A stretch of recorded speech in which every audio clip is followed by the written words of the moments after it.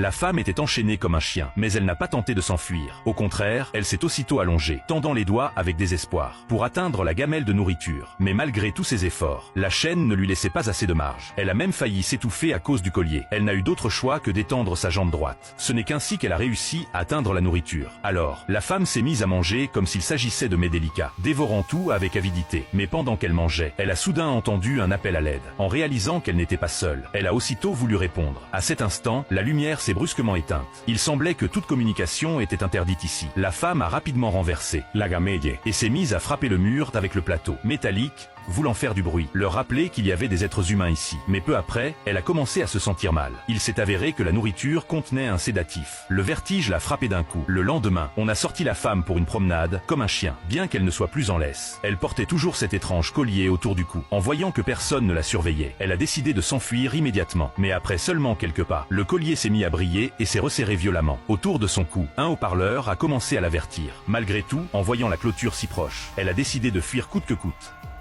À son réveil, elle se trouvait à nouveau attachée dans l'enclos. Mais à sa grande surprise, un autre homme était apparu à l'intérieur. La femme, très nerveuse, lui a aussitôt demandé ce qui se passait. L'homme a répondu qu'il avait été kidnappé et amené dans cet endroit. Désormais, les deux prisonniers de l'enclos n'avaient qu'une seule pensée, s'échapper de cet endroit horrible. Le lendemain, on les a libérés tous les deux en même temps. Après s'être assurés que personne ne les observait, ils ont fait semblant de se promener et se sont rapprochés peu à peu de la clôture. À ce moment-là, la clôture n'était pas électrifiée. Ils l'ont compris immédiatement et ont décidé de fuir. Ils ont rapidement escaladé la clôture, main dans la main, se sont mis à courir. Mais ils n'ont fait que quelques pas, quand les colliers se sont mis à briller et se sont resserrés violemment. La femme n'a plus pu respirer et s'est effondrée. En la voyant tomber, l'homme s'est aussitôt retourné, prêt à l'aider pour fuir ensemble. Mais quand les colliers se sont complètement refermés, tous deux ont perdu connaissance sur la pelouse. Le plus étrange, c'est qu'à leur réveil, ils se sont retrouvés dans l'enclos, l'un à côté de l'autre, séparés seulement par un mur. À partir de ce moment, aucun des deux n'a plus été autorisé à sortir se promener. Pour s'échapper, il leur faudrait trouver un autre moyen. Ce jour-là, le gardien est arrivé comme d'habitude, pour distribuer la nourriture. L'homme faisait semblant de dormir. Il s'est levé brusquement, a attrapé un bâton et a attiré le gardien vers lui, et l'a assommé. Ensuite, il a fouillé, a trouvé les clés et a réussi à ouvrir les colliers. Mais...